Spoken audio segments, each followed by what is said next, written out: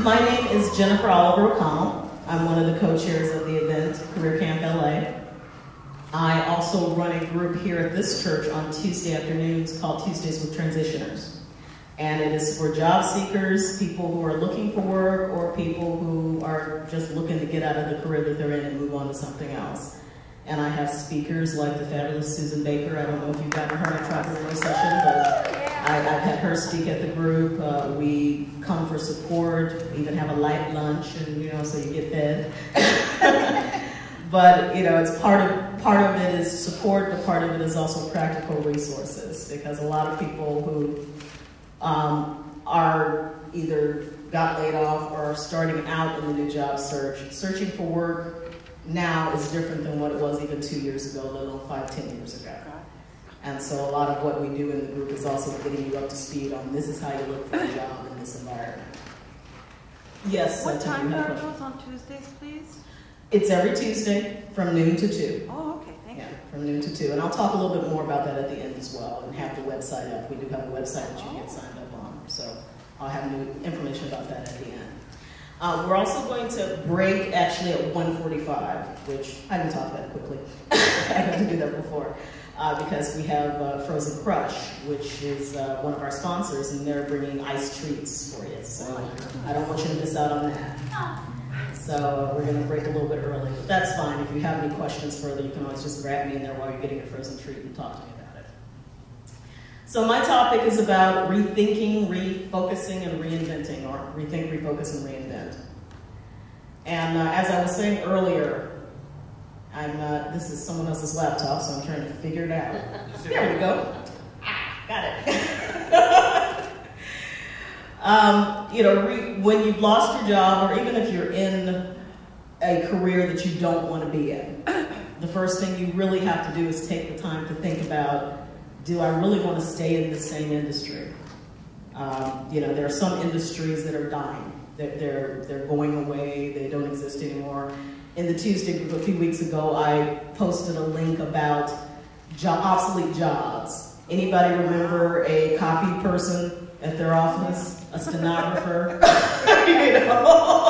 There are some industries that, because of technology, because they've been outsourced or whatever, they just don't exist anymore. So your industry may be on the dying end. It may be ready to go out. So maybe you need to think about, well, what can I do to move into a different industry, to take what I do or find something different to do in a different industry?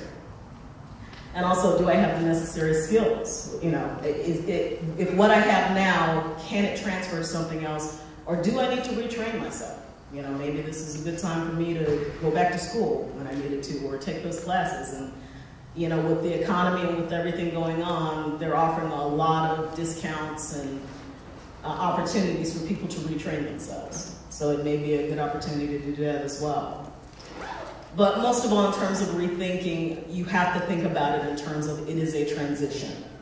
Again, 5 years ago, you could probably send in a few resumes and you'd have a few interviews and then you'd have a job within 6 months. Not that way anymore. Not that way anymore.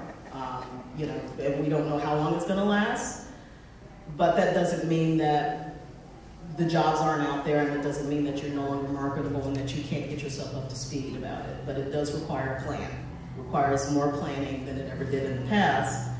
But in that planning, you learn new things about yourself, you learn what are your most valuable skills, and you learn that you probably do a whole lot better than you thought you ever did in terms of marketing yourself and presenting yourself to an employer.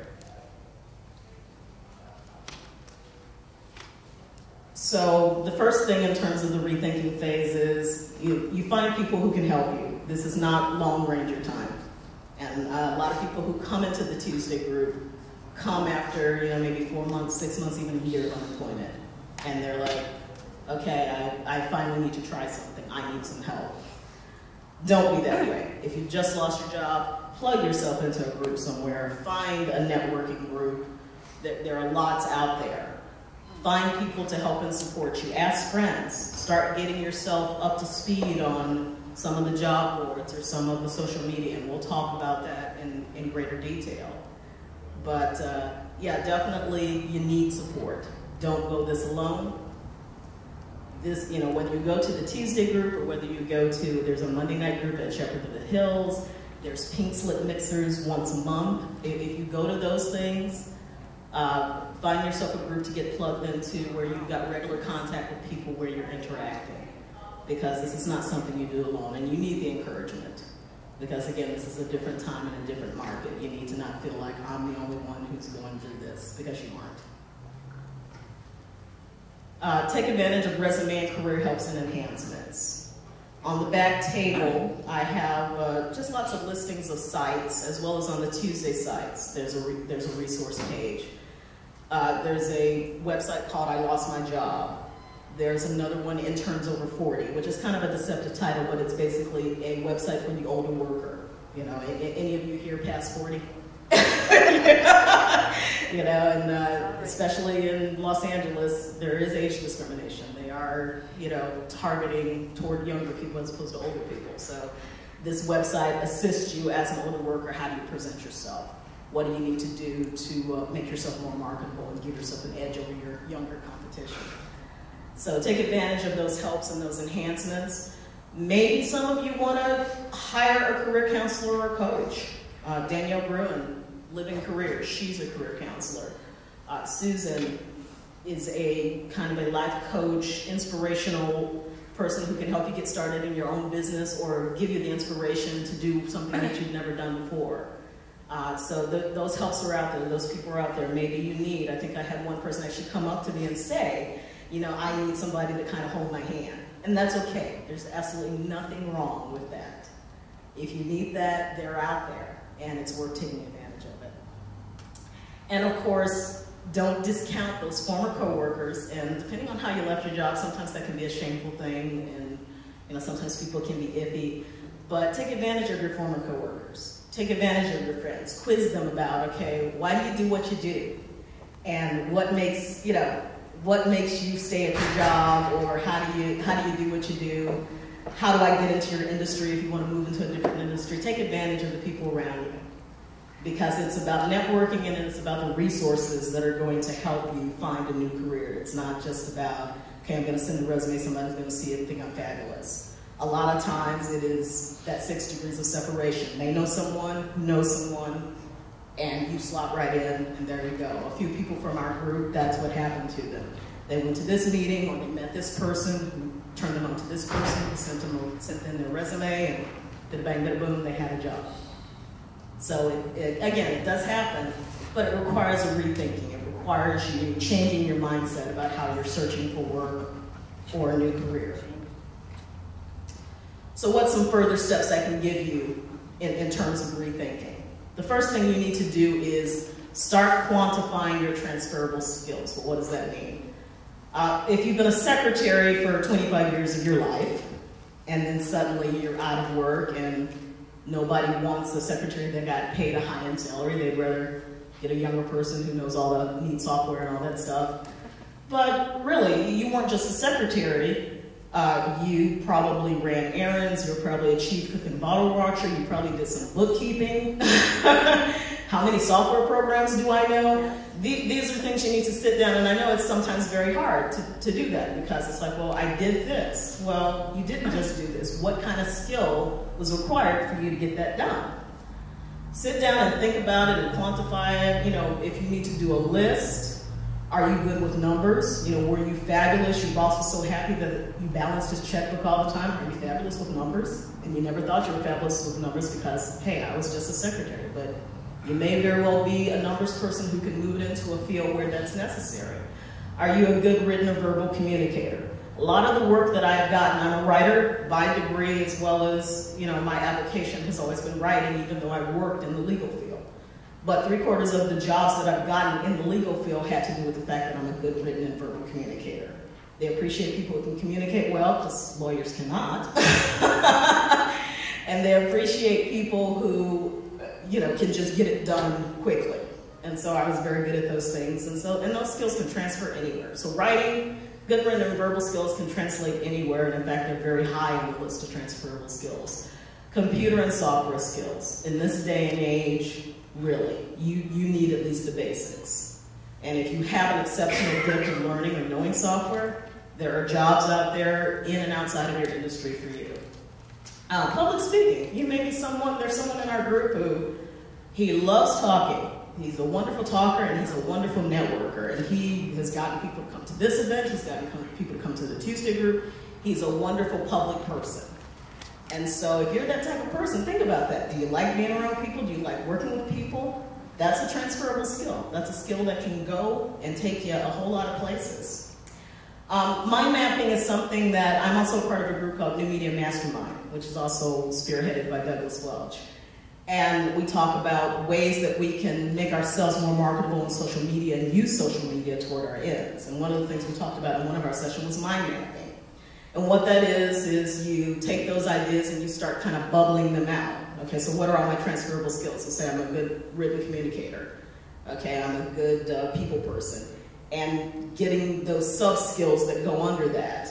So using mind mapping exercises, making lists. I have one friend who's a crazy list maker. Sitting down and making a list. Yeah, you use all those, but start quantifying your transferable skills. Think about what you did in your job, break it down to the minutia. Think about what you do in life. There's some things that you just enjoy doing, that you have a passion about, that you don't think much about it. Think about how that can transfer into another career or another job. They're relevant to any company and any industry, not just the one that you left. And now we're going to move on to refocusing. And I use the phrase, in fact, I wrote an article for our church publication about this: desperate times call for different measures. And, we don't like to use the R word much here, but, we are in kind of an economically challenged time. And as job seekers, it's going to require that you use different measures. Again, going back to the Tuesday group, people come in here, well, I send out 100 resumes a week. Paper resumes, I don't even know anybody who looks at them very much anymore, to tell you the truth. And as someone who has worked a lot and frankly got jobs through networking as opposed to resumes, the last 5 jobs I didn't submit a resume for. Someone said, I know this person, she's good. I got a recommendation, and basically the paper was a formality. It wasn't an entry point for me to get there. So everything is online. Get out of the mindset of paper. Yes. Everything is online. And if you're not computer savvy, go to a career group or find a friend who's good at it and help them to get you up to speed, at least on the basics. Get signed up on a job board. Get signed up on the sites, the professional sites that are focused on job seeking. And those these days are Facebook, LinkedIn, and Twitter. And I know some of the the older ones are saying, Twitter? Isn't that for 20-somethings? What? What's the deal with Twitter? Companies advertise on Twitter. Warner Brothers is on Twitter. I think, Cooper's Library. I think they have a Twitter page.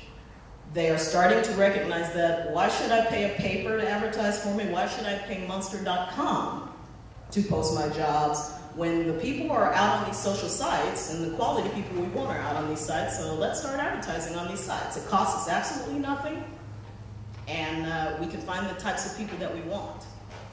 So I recommend you have an account on at least one of those sites. If you don't have an account anywhere else, if you can't do it with Facebook, and I can understand that Facebook encompasses so many different things, then LinkedIn and Twitter are the places you should be, because really that's where the companies are. And LinkedIn is probably the most professional in terms of job seeking, just because it kind of gives you an opportunity. You do the summary where you list those quantifiable skills. It allows you to list all of your jobs if you want to do that. If you want to go back to the resume format, it allows you to do that. You can, put actual work on there. I have lots of my writing samples on my LinkedIn page. So any employer, and recruiters and employers do look at LinkedIn. Any employer can go on my page, Google me, find my LinkedIn page, and she says she's a writer. Oh, there's her writing samples, and they can pull them up and see whether I can write or whether I can't write. There's no published fiction about it, which a lot of resumes are published fiction. Padding it and putting things in. They can actually see my quantifiable skills and see the actual work that I've done. But this is the way companies are dealing, and frankly, it's the way other people are dealing. Hello. It's the way other people are dealing with each other as well. You may have a friend who is on LinkedIn who works at a company you want to be a part of. And if you're on LinkedIn and you're connected with them, you can say to that friend, hey, can you recommend me for this job, or can you introduce me to the hiring manager? So it's really just like today is about connections and the people you get to know. LinkedIn is that way in the online environment. You get to know people. I have become, because of my work with Tuesdays, I've gotten involved with several job groups globally and nationally, just being on LinkedIn. Because they've recognized, oh, she's updating her status and saying Tuesdays with Transitioners. What's that about? I want to know more about this person. I want to get connected. And you never know who's going to lead you to your next job. And that's the thing, that you get out of the traditional thinking of, I'm going to find a job if I send out 100 resumes. You may find a job talking to someone at Starbucks and handing them your business, having a conversation, handing them your business card, and they may know you. And really what people hire is people. They don't hire a set of skills. Not saying don't have your skills in order, but what they hire is the person. And so if they like you and they think you're personable and then the skills add up to it, that could lead you to your next job. So don't discount anything. So how do you get started? Doug and I are big on giving people prescriptions. You know how you go to the doctor and say, okay, here's a prescription for Vicodin for your pain, take 2 and call me in the morning, that type of thing. So we give job prescriptions. And my prescription to you is if you're not signed up on any of these sites, go sign up on at least one. Go get yourself started on one. And again, my recommendation is probably if you're uncomfortable with Twitter, LinkedIn's a good site. Otherwise, I'd say do both. Both serve similar purposes, they just do it in different ways. And get to know and get incorporated on there.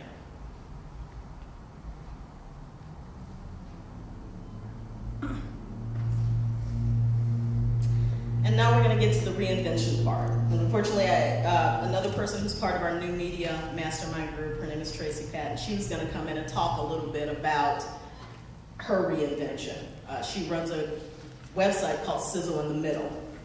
And basically she talks about, having to reinvent herself in her 40s, in quote-unquote midlife, And she has some wonderful things that I would have loved her to share this time, but our schedule got kind of mixed up, but that's okay. I have a listing of her website, and she's around so you can talk to her. She was around doing the testimonials and, getting videos of how you're liking your day, so feel free to talk to her. But reinvention is just not for Madonna. It is for all of us now, really. I mean, you lost your job, and really, you're forced to reinvent yourself. You're forced to adapt yourself to a new job market. How you navigated at 20 is not how you're going to navigate at 40. And if you are someone, again, who is just not computer savvy and have avoided it as long as possible and only did it, I only do what's necessary for work, well, now it's necessary to find work in order to be online. And so you have to reinvent yourself in terms of learning computer skills. Or you're someone who, again, may be wanting to get out of the career that you're in and transfer over to a new career. Thank you. Yeah, I figured the mic was dropping. And I was dying. It's a ball head. Thank you, Jenny. You have to reinvent yourself into a new career. Because not only do you have to convince yourself that you're capable of doing this, but you got to convince other people. What, you're an accountant and now you want to be a ballerina? What's up with that? I mean, that's kind of a stretch, but basically that's what it takes. That's the reaction. I've been in law for 20 years, for over 20 years. Got laid off a couple of years ago.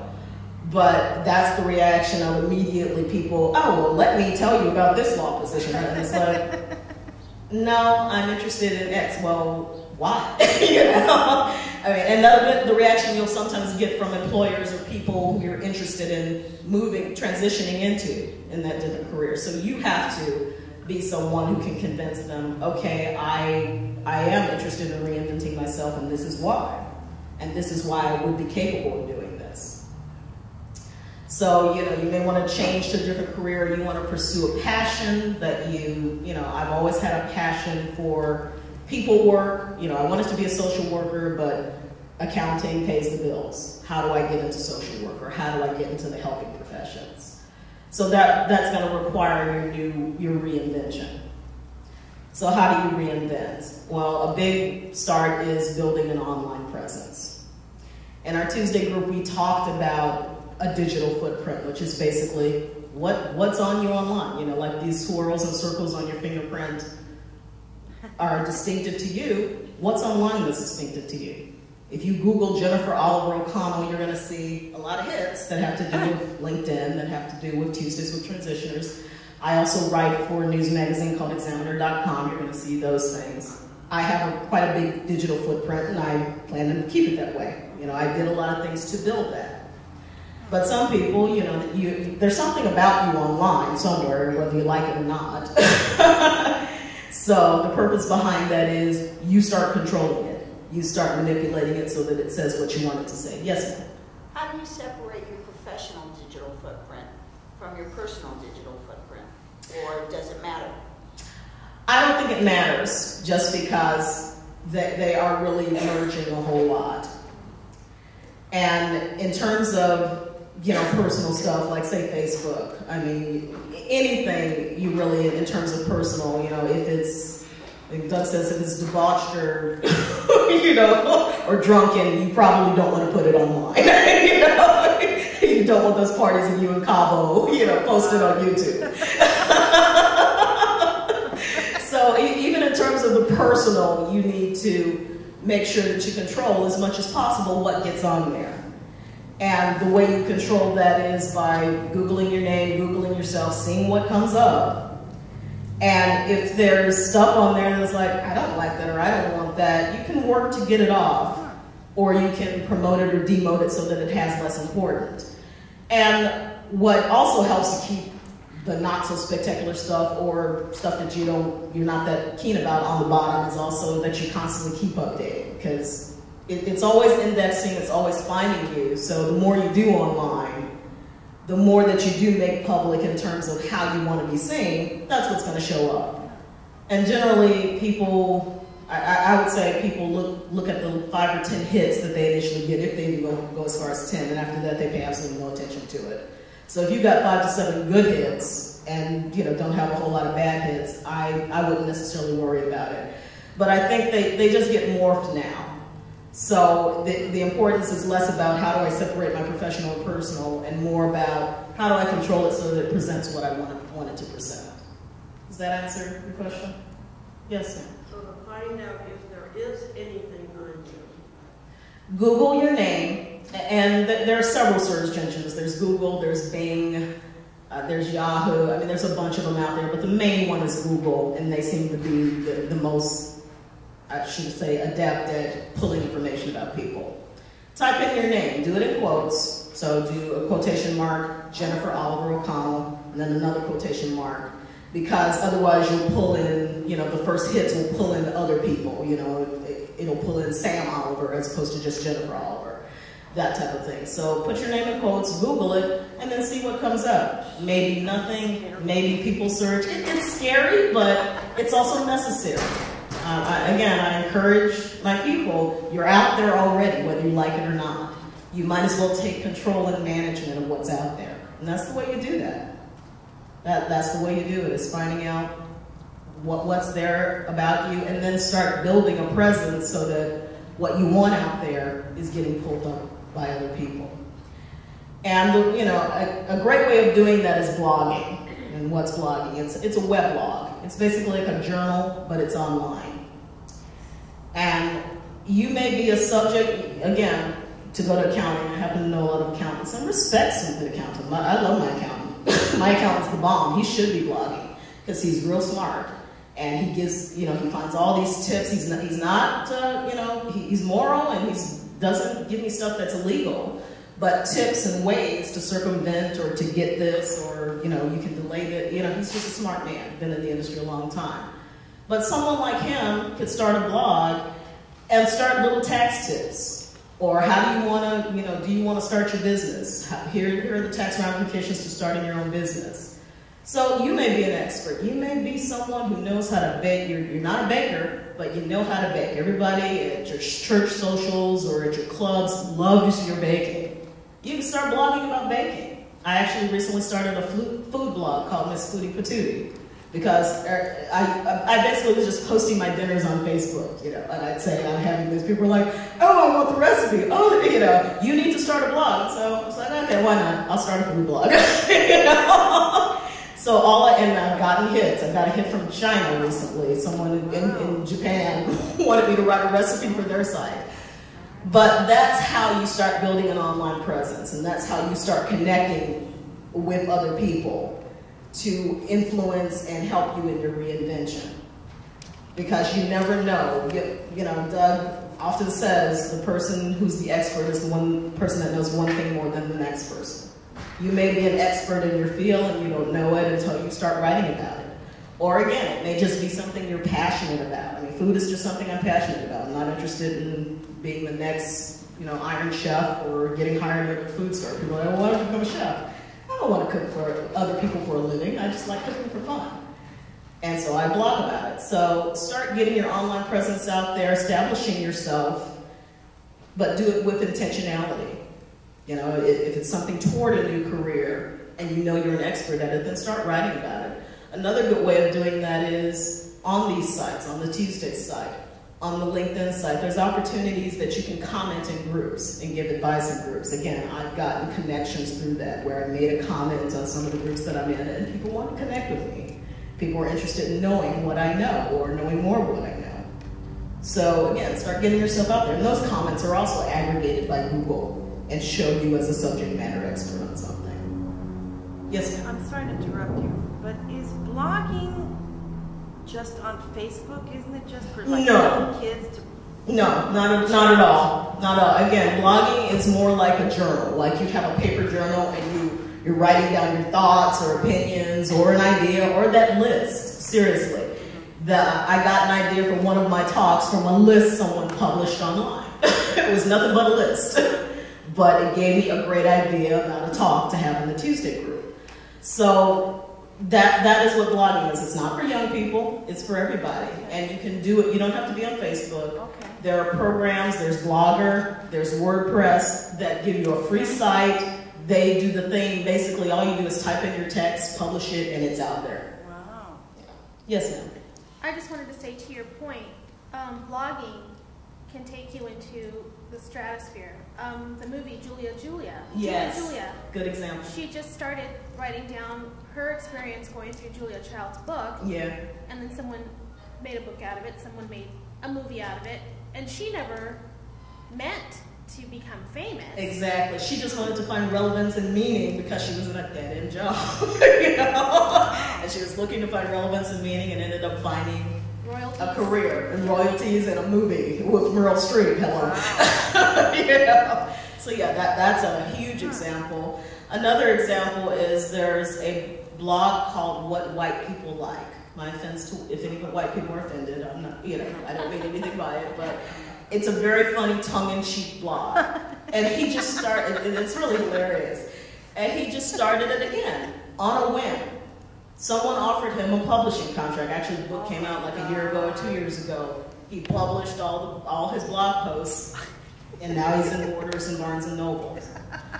So you just never know where this might lead. Along with upping your online currency, it also may lead to a new opportunity and new people or a community of people. Because again, people like getting views into other people's world. I mean, look at how many hits YouTube gets just on videos of people licking their nose. I mean, it's amazing. And so if you've got something relevant or something to say, get it out there. Make it a part of your reinvention. Make it a part of who you want to be as opposed to what people are forming you to be. Yes, ma'am? What did you say, blogger.com? Blogger.com and WordPress.com. WordPress. WordPress. Word, W-O-R-D. Press, like Thank you. coffee press. Yes. Yeah, thank you.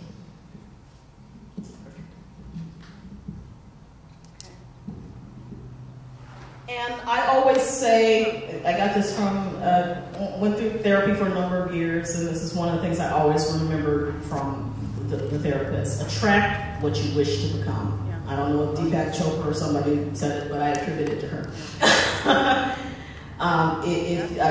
Friends who are in bad relationships, I thankfully married well, but I still got my single friends who choose poorly.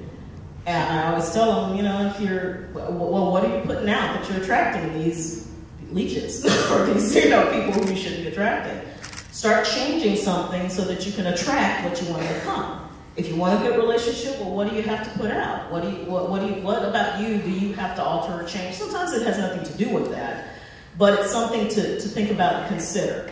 What are you presenting when you're in a room full of people? Particularly if you're not a people person, and believe it or not, I had to learn how to be a people person. I imagined my life sitting in a big house in Oregon with 2 dogs, writing, and never having to be having contact with people ever in my life. And look at me now. But it was a learned process. It was, part of it is I was forced in it through some of the jobs and opportunities I got to do. But part of it is, I wanted to get to know a certain group of people. And so I started getting out there. I started going to groups, volunteering for things. Oh, that was scary the very first time. But it builds a certain set of skills as well as brings out skills that you didn't know you had. And I didn't know I had people skills, but apparently I do, because like I said, here I am standing here in front of you. So start thinking about, what do I have to change? What do I have to adapt? Where do I have to position myself in order to become or get where I want to in the next job or in the next career? And that may involve, instead of, hanging out in front of the television, you go hang out at a networking group. Susan is involved in a number of entrepreneurial networking groups because not only the energy of you can do this, people who are trying to do what you do, but also they may have a tool that you don't have that you can apply to get to the next step. Or you may have something that you can give them that will get them to the next step. Yes, ma'am? To your point, being a vessel to carry that person to the next level. For example, recently we signed up with the Disney Give a Day, Get a Day for our rescue. And we had a really nice email from someone who said, for years I wanted to have a pet, but I was so terrified. And doing the foster for 30 days had a start, and it had an end, and I could feel good about, at the end of it, you'd find a home for the pet. Yes. Now we've turned her into a total animal lover. Wonderful. Yeah, and culturally she came from a place that did not really value the pet companionship thing. Mm-hmm. So, not only when you seek it out, but know when you can be cathartic to somebody else. And so that whole experience for me was very rewarding because now I've kind of changed somebody else and it kind of turned out. Definitely. And you do transform people. You don't know how many people you influence in any given day, week, month, just with a smile, just with a comment, just with something you said. You don't know. So that can also be a prescription. Pay attention to your effect on people. Do you intimidate? Some people by their natural presence, if they're tall and burly, that's I have that initial reaction. And I found out that some of those people are the most gentle, sweetest people I've ever met. But their looks are intimidating. Or what comes out of their mouth is intimidating. Because of various personal things, but also just because, again, I didn't understand how it affected people. I learned how to smile because people were saying, wow, you have a fabulous smile, or wow, it transformed your face. And it's like, really? You're kidding? And so now I intentionally, now I don't, it's less intentional, but I started intentionally learning how to just smile at people. Or when I'm dealing with especially when it's bad customer service, dealing with bad customer service, smiling at them, even though I want to strangle them. Because it changes the tenor of things. It changes the tenor of how I'm dealing with it as well as it changes the tenor of how they're dealing with me. So again, attracting what you want to become, thinking about how do I affect people? What if I change this, how will it affect things? And where can I get plugged in with people that I want to be a part of who are going to not only help me to the next level, but like you said, being a vessel where I'm able to help them as well. Become a part, again, of a group. Tuesdays with Transitioners is a good group. We're always, not feel like I'm doing a plug, but not really. It's just a good non-intrusive place to come if you're seeking work. It really is. We're not a networking group, although networking happens. And that's the thing, a lot of people are intimidated by networking groups because they have to be dressed up and meet a certain requirement. No, we're very casual. Some people come dressed up, some people come in shirts and jeans and flip-flops. It's very casual, very laid back, but you also get tools. You also get resources and helps to help you in your transition or your career thing. So that's a good place to start if something bigger is intimidating for you. But there's so many other groups out there. Meetup.org, or meetup.com actually, sorry, .com, is a place that lists nothing but, if you're interested in tennis meetups all over the city of Los Angeles, or actually all over the world, because it's a website. So anybody that has an event that's free, they post it on Meetup, and if you want to join, you take the information and you go join. There are just a number of resources and groups out there that you can take advantage of. Alumni networking is also a huge deal. If you've got a college degree, even if your high school was local and they have a networking group. A lot of those groups are on Facebook, but some of them still have a group that meets regularly. Find that out. Get connected with people that you know. Actually, one of my old high school friends, we talk on Facebook, but she found me through a networking group on there, and she actually goes to the Tuesday sites because she's out of work. She's in Chicago, which is where I was in high school, but she's out of work and she takes advantage of those resources. And she wouldn't know that unless she got connected with me. So if you have an alumni chapter, or even if you were a part of a professional organization like the Bar Association, if you're a lawyer, or there are several professional organizations, don't let that slide. Continue being active in those organizations. One of our members in Tuesdays was a purchasing professional, and they gave him a discount on his membership they paid for his membership to his organization because he's out of work. So you never know. Maybe they'll either give you a discount or they'll pay for your membership. But those connections are still important if you want to stay in that industry, so take advantage of those as well. And there's the Northridge Chamber of Commerce. Every city in Los Angeles has a Chamber of Commerce. And they have mixers, usually once a month somewhere. Sometimes it's a small fee, sometimes it's absolutely nothing. And a lot of times they'll let you, if you're not a member of that chamber, they'll let you come to a few of them for free.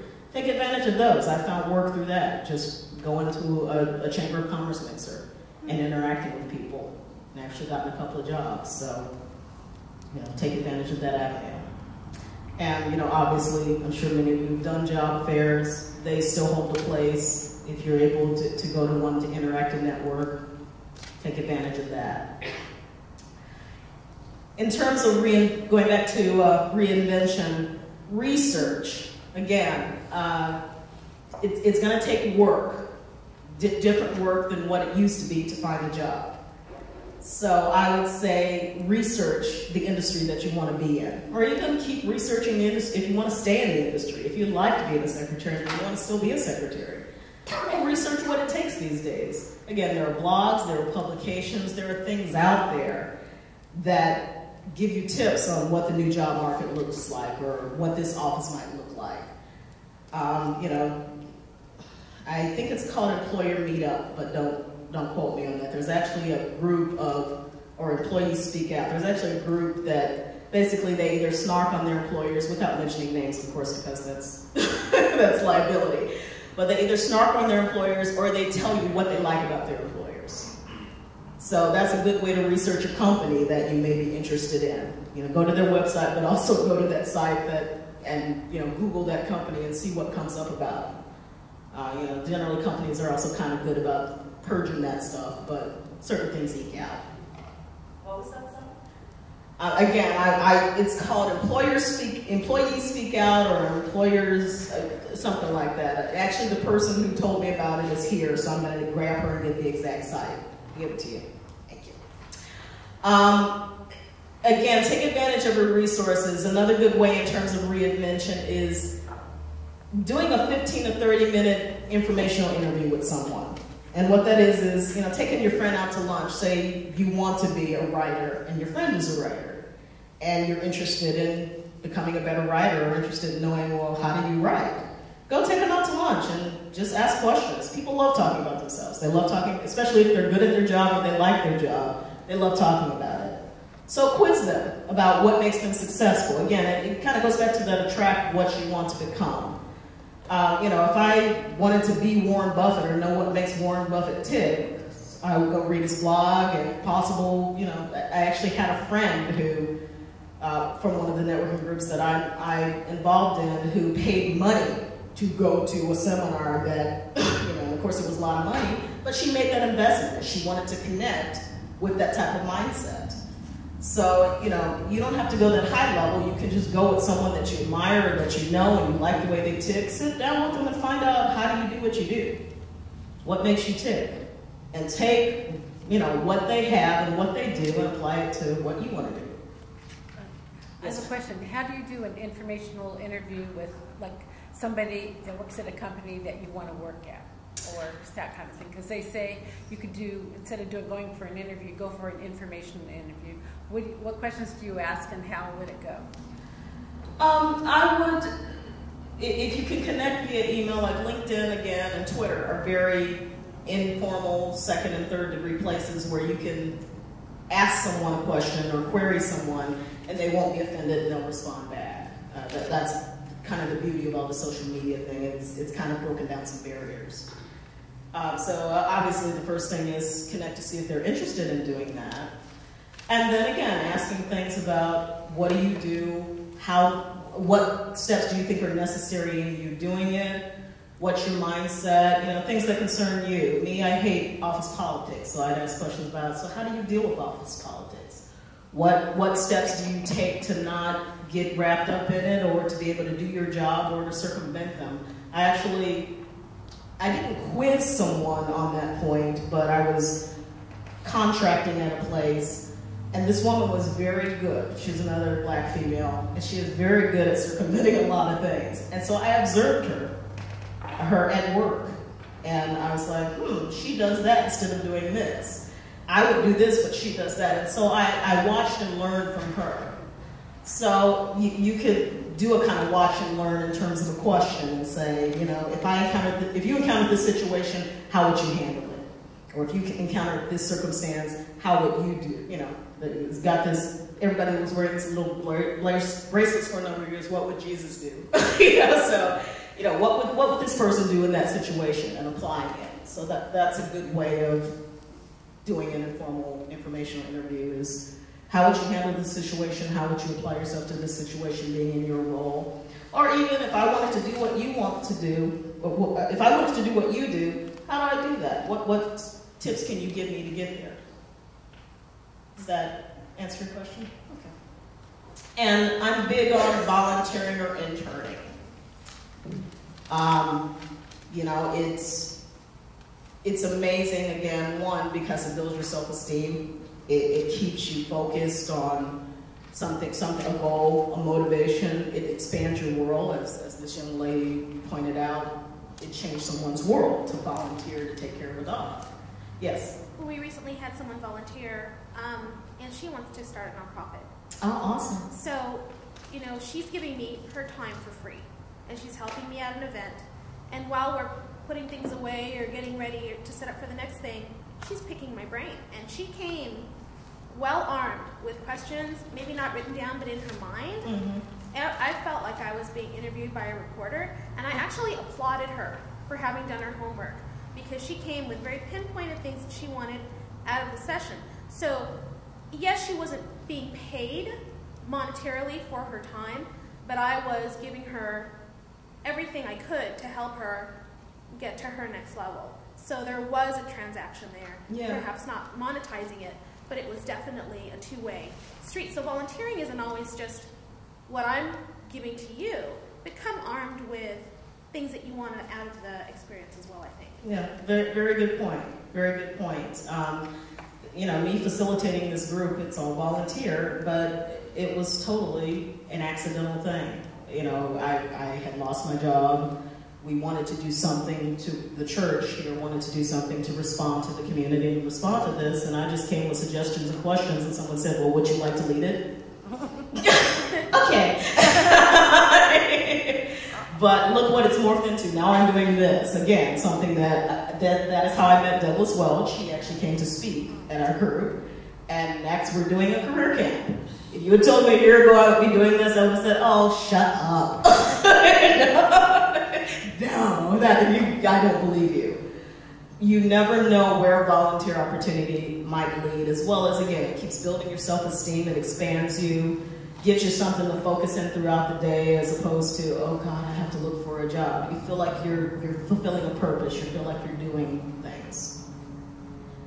So, you know, if you have the time, look for hospitals, look for areas where you can do that. And I always say incorporating balance is key in any of these phases, whether you're rethinking, reinventing, refocusing. Have some balance in your life. Go, you know, take aside, you know, look for those freebies in life. There's a ton of freebies out there. In fact, the other day, Ben & Jerry's was giving away a free ice cream cone. I happen to love ice cream, so that gets me excited. But you never know. There are free days at museums. Go out to the Getty. Getty's always free. Go take a bus ride out to the Getty. You've got the time now. And just think about it. And get back in touch with yourself, or get back in touch with art and nature. You know, take the time to incorporate some balance. Don't just think, I have to find a job. Everything has to be about work, work, work. That's not healthy. It's not healthy even if you are working. It's definitely not healthy when you are at work, or when you're looking for work. So I'm going to wrap this up. Again, if you got questions, you can grab me afterwards while we're going to get Frozen Crush. I don't want you to miss that. But I'll leave this up on the board because the computer's staying here anyway. Here are our websites, Tuesdays with Transitioners. You do have to become a member in order to get to the content, and it doesn't cost you anything. Just sign up as a member, and you can get to the content there. I blog it As the Girl Turns. If you're interested in reading what I think about, what revolves around my orbit, go ahead and go to that site. Tracy's website, Sizzle in the Middle, has all types of podcasts and information about what she does. And of course, if you want to get, you know, look at the videos of any of the other sessions, Career Camp, that site will be up even after this is over, so that you can, you know, do commentary, and we want your comments. There will actually be a box up on the side saying, you know, asking for feedback, because we will be doing this again, so we want to know how to do it better, and we'd like your comments, so make sure you go on the site to do that. And Douglas, you can email Douglas at career@welchright.com if you're also interested in interacting directly with him. It's up here, career@welchright.com. Oh. Or you can call the Career Camp line. And which one is the place, I'm sorry, that you said to put your comments about this? careercampla.wordpress.com. It's actually the same. If you signed up on the site, you may have signed up on some other venue, but if you actually went to the site to sign up, it's the same site. Can you leave that up for just a second? Yes, I'm not going to let it go. Thank you. I'm going to leave it up, and you know, the next person who uses this can take it down. Thank you. But that's all. I thank you for your time. Appreciate you guys coming out, and go get some frozen ice cream.